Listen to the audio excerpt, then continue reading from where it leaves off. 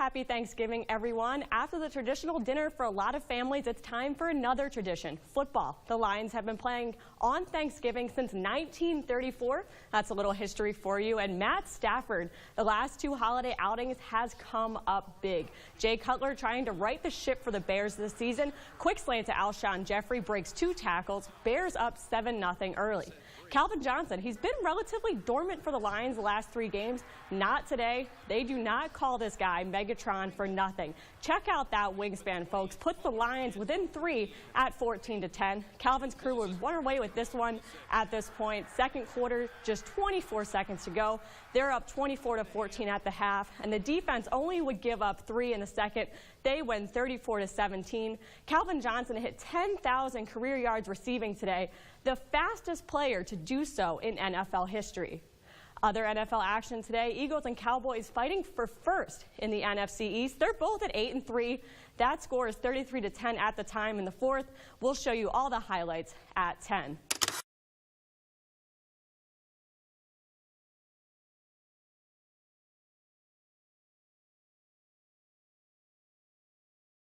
Phil, both the men's and women's basketball teams have had success here on this court. Last season, the women went 15-1 at the Betty. The men, on the other hand, they've won 4 straight home openers. So I got to talk to both head coaches earlier to find out what it is about being at home that leads to big wins.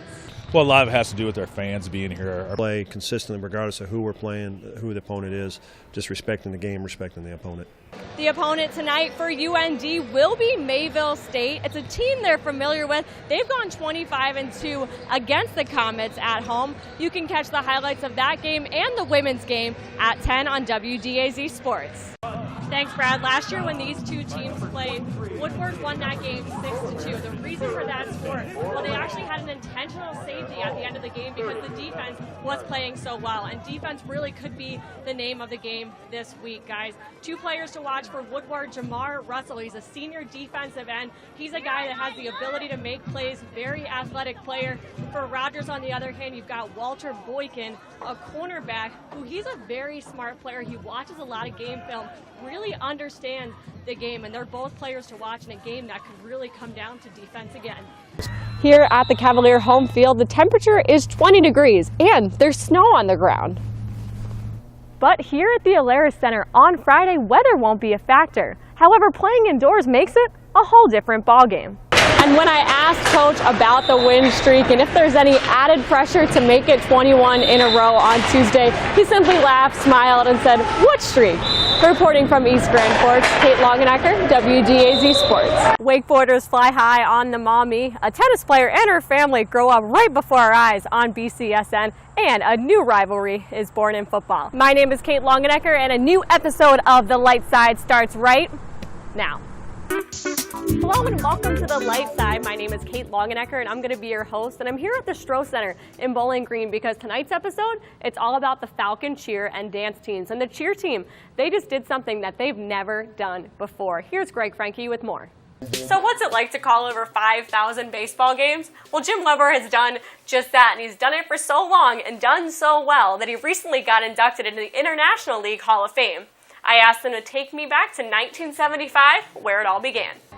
Thanks, Greg. Down here, guys, it is very brisk. It's about 46 degrees, but with the wind chill, it's actually about 38. I got to tell you, too, it's very windy down here, about 20 miles per hour. There was actually sleet earlier. We'll see how it affects the passing game of both of these offenses today. Thanks, Greg. For a couple of hours, those kids become the heroes and what everything is about in these two communities, and that's what's important.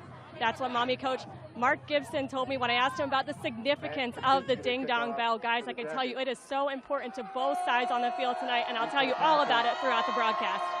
Thanks, Eric. Last week, obviously, Scott, a huge win over Start, and they were very excited. The running back, Kevin Banks, afterward quoted on the Blade, he said, "We've got the city championship now. It's a wrap." What did Bowser do? Well, in response, they posted that quote on their lockers. They used it in the scouting report to let the guys know, to drive them this week in practice to beat Scott. Obviously, it's a must-win for Bowser today if they want to defend their City League title, and the energy level really shows that right now, guys.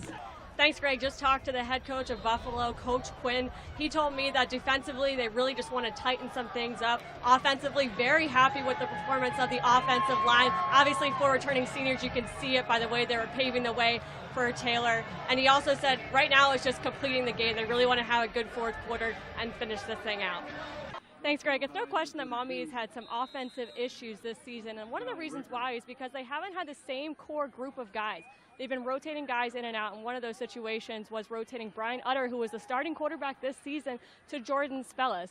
Now, for Spellis, he's a great pocket passer, great arm. He is a baseball pitcher, but one of the issues that they've had is their offensive line. When the offensive line struggles to give him enough time, his receivers can't get open, and that's exactly what happened in the loss last week to Bowling Green. So for them tonight, the key is going to be keeping the offensive line in check and giving him the amount of time that he needs.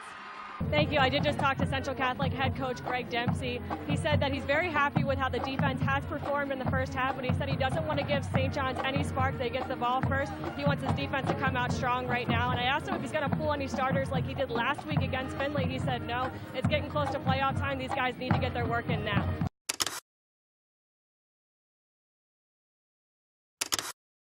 Thanks, Eric. You said earlier that you guys are going to be blitzing often, and that really seemed to be effective in the first half and forcing Nunn to make some passes that they just didn't want to throw. Oh, absolutely. I mean, but they're still athletic. Thanks, Greg. And with Jerry Kramer, a famous Green Bay Packer offensive guard kicker. You're here because your grandson plays for Southview. What's it like for you to see Miles Magnus play out here? It is a huge thrill.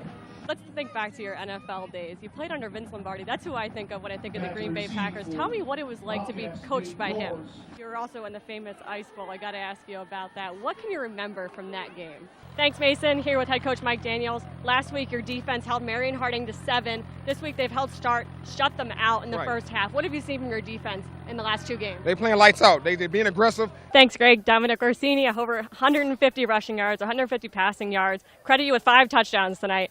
I noticed in this game, in the first half, you guys had the momentum. Then going into the second half, it seemed to slow down a little bit. Coming out in the second half, still a little bit slow, and then something changed. Can you tell me what that was? Yeah, we just came together as a team. So.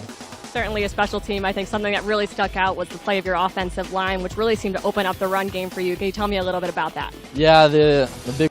You're up 28 at half. You know they're going to be throwing the ball in the second half. Does the defensive strategy change at all? Well, I think it has to. We got to play more cover. Thanks, Mason. Toledo quarterback Terrence Owens. Great game for you tonight. 8 for 14, 375 yards. Why were you so effective in the air tonight? I mean, like just like in practice, like all week in practice, we. What can you say about the performance of your wide receivers? Oh yeah, our wide receivers, they caught the ball pretty good. And also, how big is it for you guys that Kareem Hunt has stepped up the way that he has the last 3 weeks? Oh yeah, Kareem Hunt, he stepped up tremendously. That just flew. What can you guys take from this game that you can use against Buffalo next week? I mean, just take. Well, thank you for the time. 5 championships, 2 Super Bowls. I really appreciate the time you took with us today. Hey, thank you. It's been a pleasure being with you. Back up to you guys. Well, if you tuned in to watch this game, you just got your money's worth.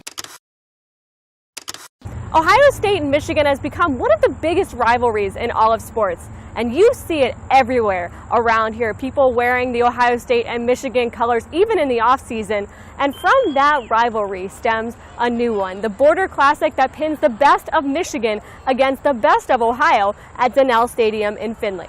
As tensions rose before the inaugural game, Team Ohio's head coach Mike Fell talked about putting players together from rival teams and why the All-Stars were motivated to leave it all on the field. Oh, you know, you grow up that way. When you're in Ohio, you grow up and you hear about the team up north. And so it's easy to have a pep talk today. There isn't going to need to be a pep talk because they're ready to play, and they want to beat Michigan because it's bragging rights for the whole state. Michigan head coach Mike Sadepski said the players were getting pumped up for practice throughout the week. They like to compete, so the practices have been very competitive. These kind of kids, like right here, they want to win, so they were willing to make sacrifices.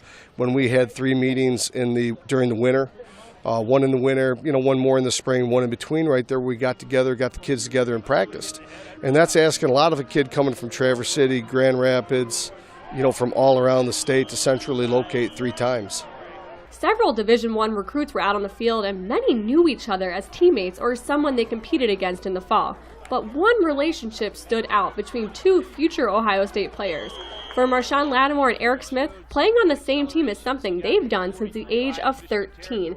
And when it came time to decide where to play at the next level, after finishing up at Cleveland Glenville, it wasn't much of a decision. They were going to continue both of their careers donning the scarlet and gray. It was always a dream, really, just to play football on the next level with each other. And guys like Worley, Cordell Jones, Bogart, people from Glenville that's still at Ohio State. So just, continuing that, it's just a good feeling, especially with Marshawn. So, we've been real close friends for some years now. So, we just wanted to end up at the same school together and play together and keep it going. What's more interesting than the friendship is the fact that Cleveland Glenville has produced high-caliber players for years. And in the last 17 years, 19 of those players have chosen OSU. These elite athletes stem from the staff, setting them up for success. The dream that I said before, you grow up in Cleveland, Ohio State and Glenville is really the main attraction. And with that in your mind, you just work, and you really, it's work. You fall from Glenville Titans as a mini league football team. Then it's Glenville Tar Players, and it's Ohio State. So it's kind of tradition, really. Coaches and Coach Ginn, he a real nice guy, and he just develop players and get them ready for life. And that's really it. Just coaches, they're great. The coaching has paid off for the Pals, and ironically, the two could be competing for the same position at OSU. Lattimore poised to play either cornerback or wideout, while Smith is listed as a defensive back. The next day after the Classic, they were both on the bus down to Columbus, getting ready for the fall season. I'm pretty sure they're going to be intense, so I had to be ready. But I report down tomorrow, actually, 8 in the morning. So I had to be ready, right out of the game, shoot back up to Cleveland, pack all my things. So I'm going to be ready, though. Now back to the game. In front of a stadium full of fans, Team Michigan showed that practice paid off, winning rather convincingly 27-14. For its first year, the Border Classic was a success for the fans and the players who got to participate. But as for whether it becomes a tradition, only time will tell. For any hockey player, there are certain expectations when going from college to pro, but for two new Walleye additions, their last name is a lot to live up to. Chris Chelios in overtime! 1,651 games played, 3 Stanley Cups, 1 Olympic medal, and 2 sons who were playing hockey at Michigan State just 3 weeks ago, who are now playing for the Toledo Walleye. This is only a glimpse at NHL Hall of Famer Chris Chelios' history, so how much pressure is it for his sons to make their own? Yeah, I think maybe outside, definitely, just because you see the name Chelios on the back of the jersey, and you're kind of wondering what Chris's sons are like and all that stuff. But in terms of the guys in the locker room and stuff like that, I don't think anybody thinks anything differently anymore. I don't think so. I mean, that's all we've really ever known.